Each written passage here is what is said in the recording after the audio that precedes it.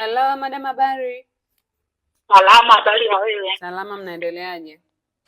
Basi tunaendelea vizuri yenyewe. Na sisi tunaendelea vizuri pia. Unaendeleaje na wadada? Sisi tuko poa. Wote wawili hamna mwenye issue labda ya kuongea naye, mwenye changamoto yoyote? Changamoto sijaziona kwa mimi, sijui wao kama labda wanazo, sababu unaweza kuniuliza mimi labda yeye ana changamoto mwingine, sijui unakuwa unaongea nao peke. Mara mwisho niliongea nao hamna mwenye changamoto. Hamna.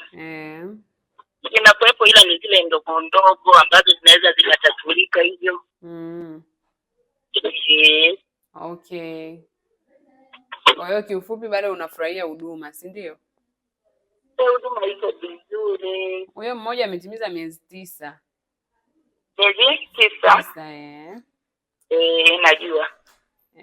Vipi, unaweza kuendelea naye baada ya mkataba au bado haujaliwaza hilo? Yeye mwenyewe ana utangulizi wa kutokuendelea na kazi, anaona kazi ni nyingi hapa. Kweli mlishaongea? Yeye mwenyewe alikuwa anaongea, yeye anazungumza na watu hapa na nyumbani kwenyewe, na yeye mwenyewe alikuwa anawaambia mpaka watoto. Ndio mwingine akiniambia mimi, ila unasikia anawaambia watoto. Na mkada mwenzie. Anakuwa anamwambia. Basi itabidi ikishafika miezi 10 ile unavyosubiri miwili ufanye urenew kabisa, tukuandalie dada mwingine.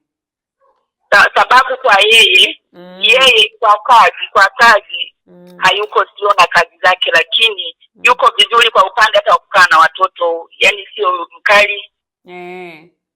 Unakuta tena wanampenda kwa passion ile watoto, lakini kusema labda ukalimu sana nini, yani yupo tu, lakini kuhusu kazi asili nzuri sana, ila ni ile kumpenda tu tabia zake.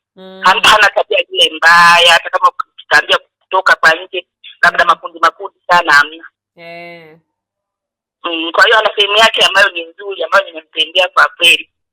Okay, basi tutabidi tukuandalie tu mwingine achukue nafasi yake. Sababu yule anaitaka kataa, nitawataarifu sasa, ngoja mimi niongee na mzee. Haya. Haya madam, basi hamna shida. Haya, nashukuru. Haya, tunashukuru sana madam, nikutakia wakati mwema. Haya, na kwako pia. Haya.